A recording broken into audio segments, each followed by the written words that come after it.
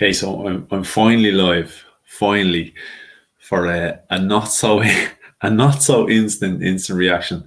It was supposed to be instant reaction, but yeah, I can see in the chat, not so fucking instant reaction. Yeah, what happened was I had scheduled an instant reaction, and yeah, I ran a little bit over time getting set up, and I had promised that I was gonna make an appearance elsewhere. So yeah, it kind of I kind of ran one into the other.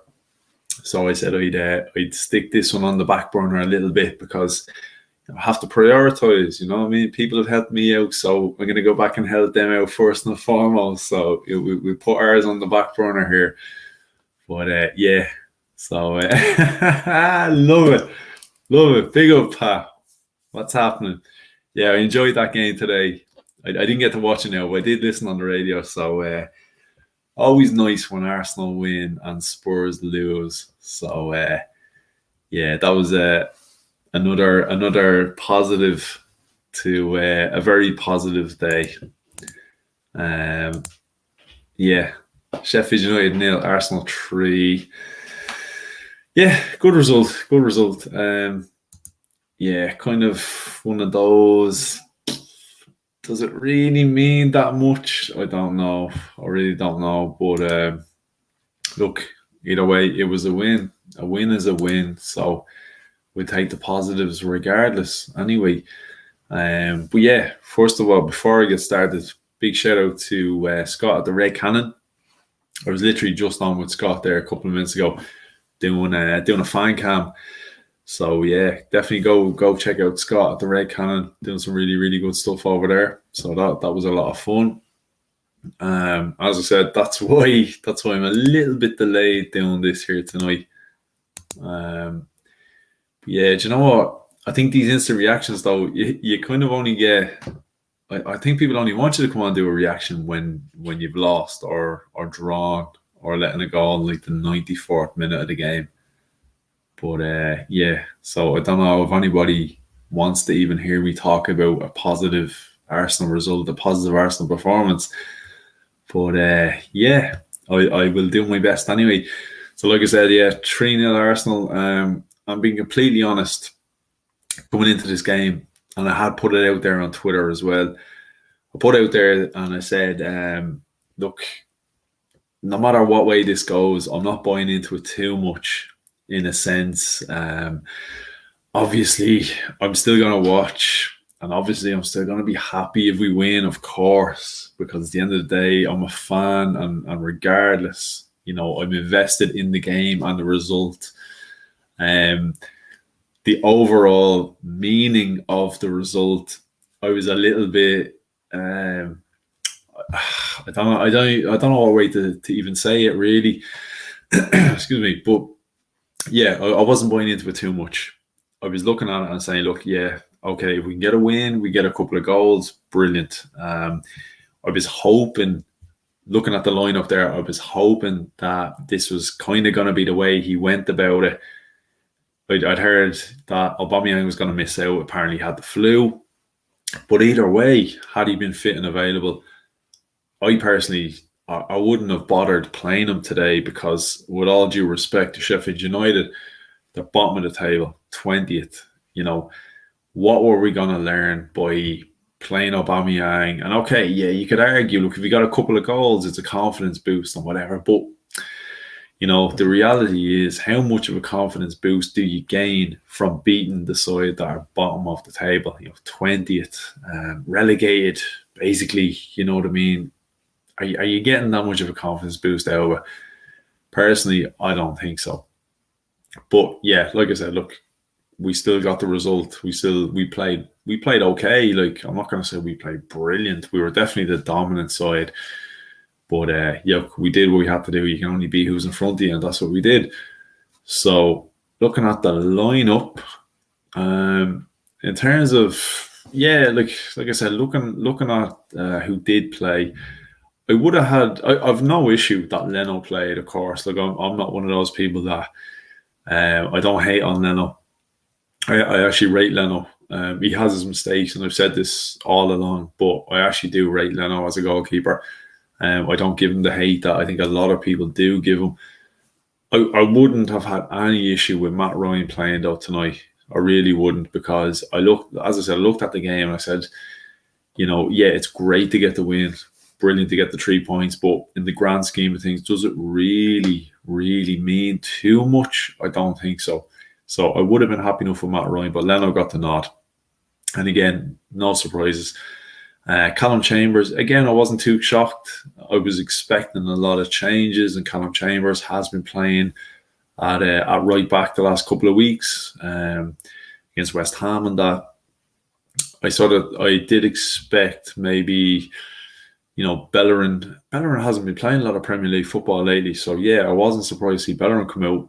I was a little bit surprised. I thought maybe Cedric would still play, but it was wise, I suppose, not to play him at left back.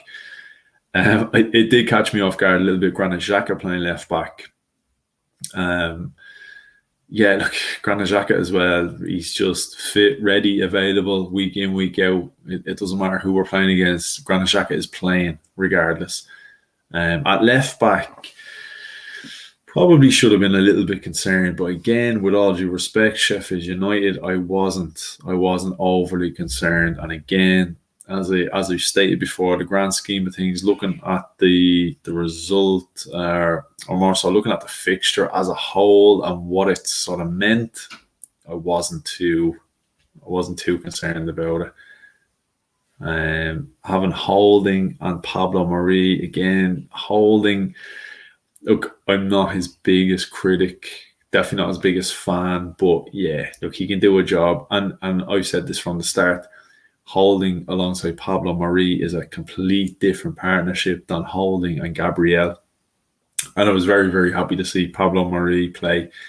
And this is something we kind of joked about on my live stream a couple of nights ago for the Slavia Prague first leg review.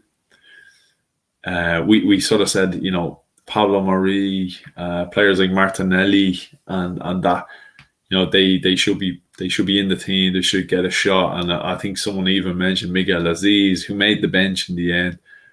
And we sort of joked, these guys should be in the team. And look, Arteta watches these streams, so maybe he'll throw them in there. And that's exactly what happened. He threw them in there. So, big shout out to Mikel Arteta, who's watching the live streams. He's a big subscriber. So, I wish. But, no, like I said, there wasn't too much surprise in there. I was glad to see Pablo Mari, because anytime he's played, I think he's decent enough. I know a few people have reservations about him, but I think he's decent enough, and especially with Rob Holding, I think he's okay in there. Thomas Partey, Danny Ceballos, again, Partey probably needs the minutes. He hasn't looked fully fit for a good while, so I suppose, as many minutes as you can get under his belt in a pressure-free kind of a game, why not? Danny Ceballos, again, could probably do with the minutes.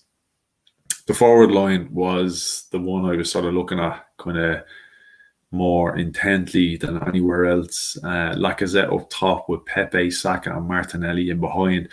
I knew Odegaard wasn't going to be playing. I knew Smith Rowe wasn't going to be playing. So Saka as a number 10, we've seen it before. So I was more than happy with that. Saka can just play anywhere. Funny enough, the way Arsenal released their lineups, it comes out on Twitter and just comes out in like a full list. It just does the full 11, top to bottom. And I saw Saka's name on the list, and initially I just presumed it was going to be left back. And I actually thought it was going to be Danny Ceballos playing as a 10, because we did see that a couple of weeks ago, Danny Ceballos playing in a 10 role. I think it was against Olympiacos. No, I think it was Olympiacos. I think we saw.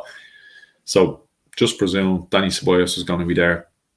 And it took me a few minutes. We were a couple of minutes into the game when I realised that it was actually Saka playing in that number 10 role. But Saka in the first few minutes was immense. He was everywhere. I'd seen him at left back. I'd seen him at left wing. I'd seen him at right wing. Seen him playing that number 10 role. I'd seen him as our furthest forward player, almost as a striker. And I said to myself, like, this guy is everywhere, and that's how good he is, that he can play in every single position. It doesn't matter what position you put him in, you're going to get a performance out of him, no matter what position on the field you put him in. So, yeah, I've absolutely no issue. You put Bukayo Saka in goal, and I'd be confident that you're going to get a decent performance out of him. Pepe as well. After his cameo against Slavia, more than happy to see Pepe come into the side. He needs it, you know. I'm not going to say he was overly impressive tonight, but he just needs to keep that run going. I think every time he seems to do something well, it feels as though he comes out of the team. So it's nice that he does something well, as in the Slavia cameo, and he keeps a spot in the team. And hopefully, yeah, bit of a confidence boost for him. And Martinelli, look, a guy that everybody has been calling for. Absolutely everybody has been calling for Martinelli. He played again tonight.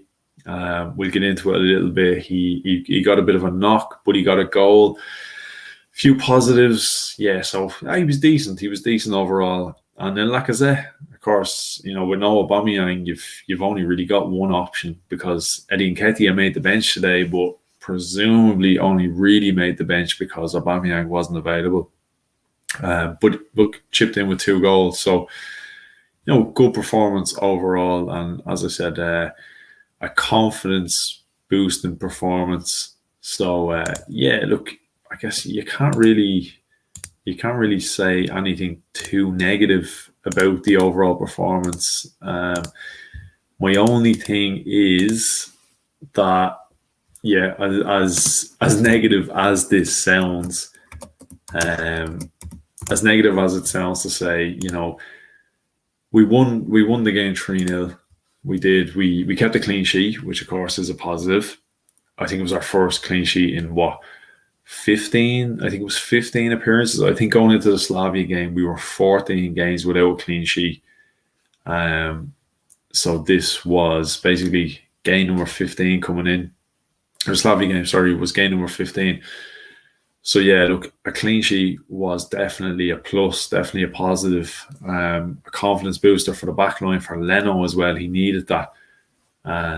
Yeah, I suppose in the sense of like who you're playing, you only gain so much confidence, I guess, as a team by who you be. And again, as I keep saying, no disrespect to Sheffield United, at the bottom of the table, they know they're getting relegated. So I think as a team overall, we can't get too overexcited about it. But we kept a clean sheet. It would have been a major worry had we conceded. So we kept a clean sheet. And like that, we got a couple of goals and we were dominant. So look, it is definitely a plus. So yeah, look, we're going through the team lineup there. As I said, we could have played anybody tonight, and I sort of looked at the game from, I guess, an open mind kind of perspective. I wasn't overly invested in the overall team performance, the overall result. I'm absolutely delighted it went how it went. But yeah, had we drawn or lost, yeah, I think I still wouldn't have read into it too much. But no, I'm happy. I am happy. But yeah, like, I don't know if it tells us too much. I really don't know if it tells us too much. And I've read a lot on Twitter, you know, people understandably are getting excited and understandably are saying, well, no, Lacazette scored 2 goals. Martinelli got a goal. These are big things, you know, in the Arsenal world. These are big things for us, because Lacazette hit his 49th and 50th Premier League goal, which I think also tells a bit of a story, you know, of how sort of not prolific he is for us. But yeah, he needed those goals, I think, after the opportunity he missed against Slavia. So look, goals from your striker, no matter who they're against, they're a good thing. They're a positive. It's definitely a plus. So let's hope he has that little run of form now coming into the Slavia game, and hopefully it might make the world of difference for him if he gets opportunities against Slavia. Martinelli as well. Yeah, again, I'm not 100% sure what to make of that performance. Usual for Martinelli, energetic. he gets himself about. I don't know, like, it definitely wasn't an unbelievable performance from my point of view, but he got himself a goal, he got himself into the right area at the right time, and that's what he's good at. And that's what we miss. We don't have those guys that arrive in the box at the right place at the right time and finish off a move. I sort of alluded to, Joe Willock when he scored that equaliser against Spurs about a week ago. I sort of said, look, Joe Willock, I don't feel for Arsenal is the answer. But if we have somebody in the mould of Joe Willock that has that instinct to get into the box at the right time to finish off a move, that'd be huge for us, because who have we got that does that? So if Martinelli can be that guy, that is huge for us, because I definitely think Martinelli is already twice the player that Joe Willock is. I think he has twice the ceiling of ability that Joe Willock has. So it's a plus, definitely. Obviously, a little bit concerned Saka had to go off injured. I was on Scott's stream, as I said, the Red Cannon. We did talk about Saka and that and the injury, and yeah, to me it looked like just maybe an impact injury. It looked like he got a bit of a knee to the thigh, and he went off, and you could see that the ice pack was strapped to his leg. So hopefully it's just an impact injury. And something that I guess Arteta has been criticised for in the past is in-game management. In-game management, meaning making these decisions, these important decisions at important times of the game. And I'd like to think he realised. I'm sure Saka probably could have continued on, but Arteta realised, look, we could take this guy off and save him now. We'll address the injury. We'll stick an ice pack on it and we leave him in the stands. We don't need to risk him because we are in control of this game. We can still go on and win this, regardless of whether Saka is on or off the pitch. So, yeah, definitely right decision. The same Martinelli picked up a knock. He's been out for so long. And you know what? I thought it was pretty funny, actually, because the commentary team made a point of saying, this was Martinelli's first goal since January 2020. And I kind of said, you know what? He's been out for 9 months with an injury, and we've had COVID and lockdown, everything in between. So, again, that doesn't tell the full story. You could say this is the guy's first goal since January 2020, but how much football has he played? He's only been back in the team for a couple of weeks, and he's only had a couple of minutes here and there. But to say, like, this is his first goal since January 2020, given the fact that he had a long-term injury and he came back, and as I said, there was lockdown, everything in between. He came back and then he got injured again. And it doesn't tell the full story. But yeah, that's kind of, I think, the overall theme of the night for me is the result doesn't tell the full story. It tells the full story in a sense that we were definitely the better side. We were definitely the more dominant side. We scored 3 goals. We did what we had to do. Like I said, you can only be who's in front of you. And yeah, as I've stated a few times, no disrespect to Sheffield United, but at the end of the day, this was still Sheffield United that we beat. We were able to rest players, and we were able to bring other players in that needed the minutes, and we still were able to control the game and be dominant. We were still able to keep a clean sheet, and we were still able to go and score 3 goals. It's not giving me any extra confidence coming into the Slavia game, which again for me is the more important game of the two. And as I was kindly reminded when Arsenal 1-0 up, a big shout out to Jonathan, who's the Slavia Prague coach that I had on the channel here just the other night. He pointed out that Slavia also won their game. And they played the Prague derby against Sparta. So they beat Sparta Prague 2-0. So it's another game that Slavia have won. It's another game unbeaten. I think it's 38 games unbeaten. So, Arsenal are almost playing like, in a sense, we're essentially playing like the Invincibles of the Czech Republic, who, as I pointed out on the live stream the other night, Slavia have not lost a home game all year, whether that be domestically or whether that be in Europe. They have not been beaten at home all year. So Arsenal, if Arsenal have to go through, okay, I guess there's two ways you could look at it. We could be the first team to beat them at home, in 90 minutes, or else we could go out there and if we get a 1-1 draw, extra time, penalties, whatever, and we beat them that way. And I guess technically, if you want to say in 90 minutes, they still haven't been beaten all season. But I still think it's going to be a big ask. It's going to be a big ask of Arsenal. And as I keep saying, I think Arsenal on their day, no matter who we play against, if we show up with the right attitude, right mentality, I honestly think we can beat anybody. Anybody you put in front of us, we can beat them. It just depends on which Arsenal show up. And this is why, as much as I want to be excited about this performance tonight, this is why I'm holding myself back a little bit, because Arsenal have given us this in the past. We beat Leicester and then we go draw with Burnley and that, you know what I mean? And we beat Spurs, and we've had the draws against Benfica, who, again, we were the better side. Definitely, we were the better side. We lost against Olympiacos in the second leg, and we were definitely the better side. Overall in that tie, we've drawn with Slavia, and look, I've no doubt, again, on our day we show up, we can definitely beat them. It's just about which Arsenal show up. But yeah, that's why all along I've been saying this is the game.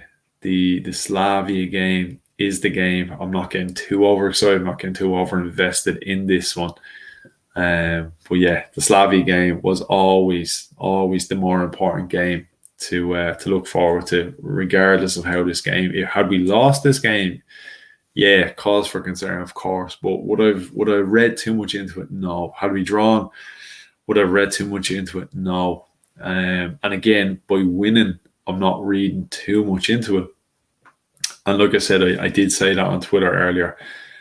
And, people have sort of, one or two have kind of gone like, how can you not get up for this kind of a game? And other people have sort of said, every game matters, every 3 points matters. But yeah, for me, European qualification by way of the Premier League, for me, is gone. I don't see it happening now at this stage. And yeah, it's nice, I guess, for pride. Every 3 points counts. Every position you go up in the table looks a little bit better. But in the grand scheme of things, if you're not at least coming sixth, what does it really matter? You know what I mean? What does it really matter? Financially, yeah, I know there is a little bit extra, but it doesn't matter that much. I think, and as I said all along, I think Europa is our best way to get European football next season. I'm not saying that I'm overconfident that we're going to win the Europa League by any means, but I've said all along this is our best chance because we're too inconsistent in the league. We'll win today and we'll lose next week, and then we're back to square one again. We beat Leicester and then we drop points. We beat Spurs and then we drop points. We drew at West Ham, we lost to Liverpool, and now we've got a win today. So yeah, Europa League, 2 bites at the cherry at least, and we need it because we've needed it against Olympiacos, we've needed it against Benfica, we need it against Slavia. We bottled the first leg, we needed the draw, so we need the second game. So yeah, all along, that's been my feeling. Yeah, I'm going to jump into the chats here real quick. Good evening. Can you work out who Nketiah got on the pitch? Yeah, again, the assembled Nketiah, like I said earlier, I think Nketiah, I think he was only included in the squad because of the Aubameyang having the flu or whatever you want to read into that one.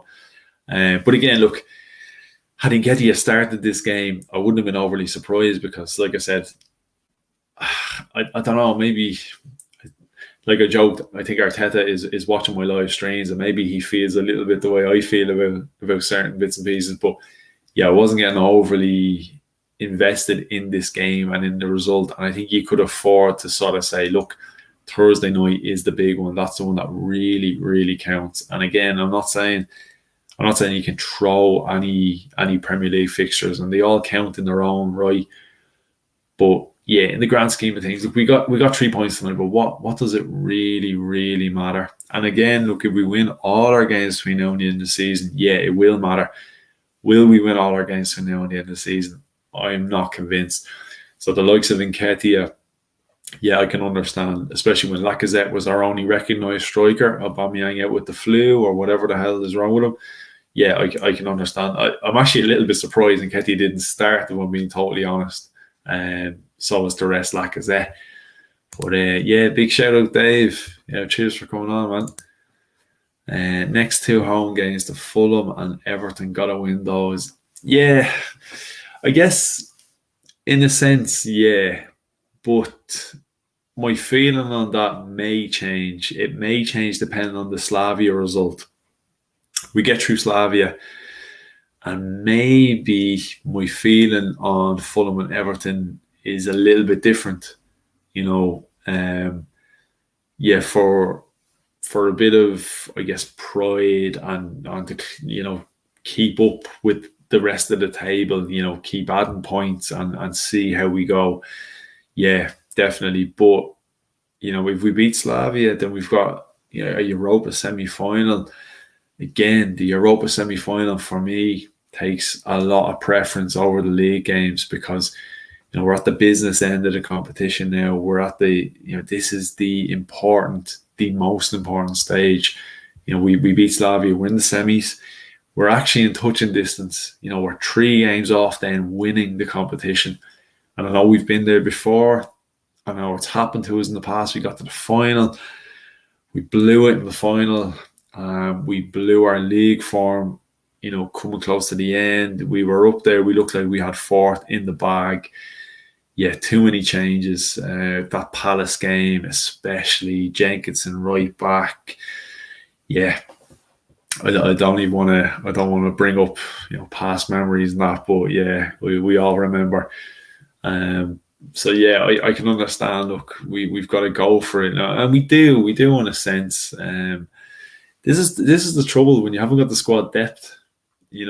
If you had the bit of squad depth, maybe you could prioritise the Europa League and still put out a strong enough squad that's gonna get a result against Fulham, and Everton's gonna be a tough one regardless. Full strength, we're gonna get a game against Everton. But yeah, if we get through Slavia, maybe we'd be looking at those games against Fulham and Everton and start saying, well, you know what? Maybe we don't have to win them. Maybe we will. I presume we're going to play Villarreal. They're 1-0 up from the Dinamo game, and with an away goal. So I presume if we get through, it's going to be Villarreal, and that's going to become the must-win game. So yeah, that'll be interesting now. But look, that's a headache that hopefully we will have at the end of Thursday night. Hopefully we get through that tie, and hopefully the headache we have then is, what do we do for the Fulham game? What do we do for the Everton game coming up? Then, do we rest players because we have Villarreal or Dinamo Zagreb or whoever we have? But yeah, like hopefully that's the issue that we run into.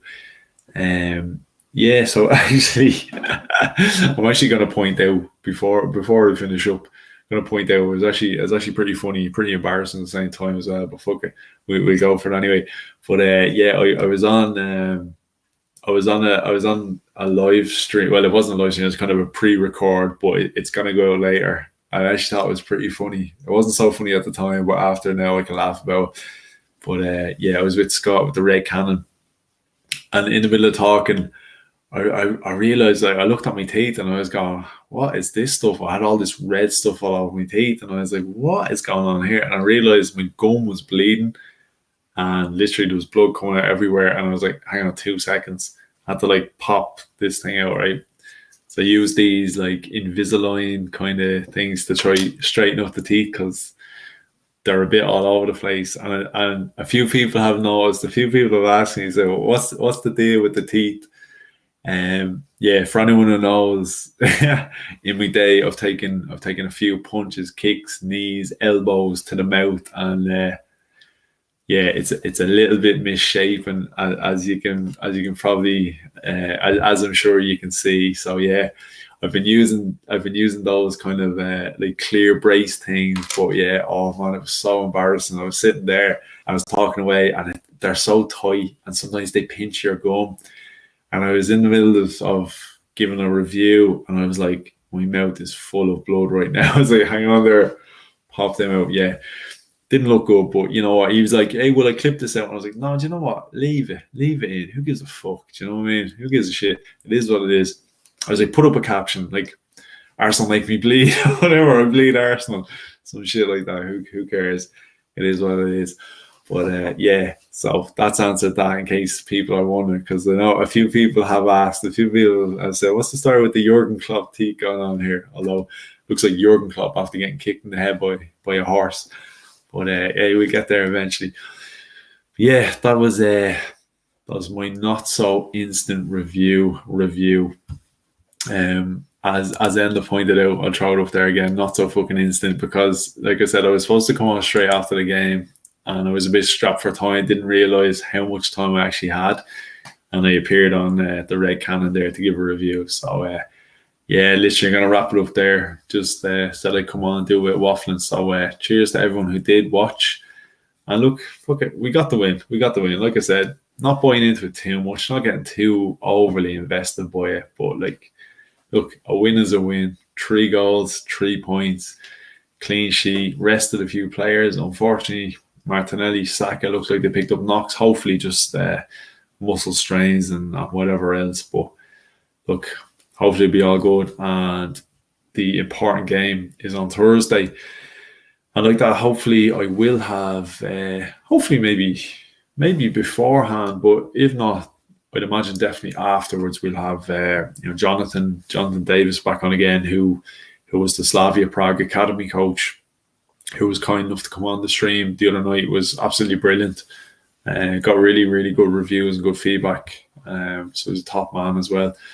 So we definitely get him back on. So and hopefully we'll be getting him back on, and we'll be celebrating an Arsenal win. So yeah, look, as always, come on you Gunners.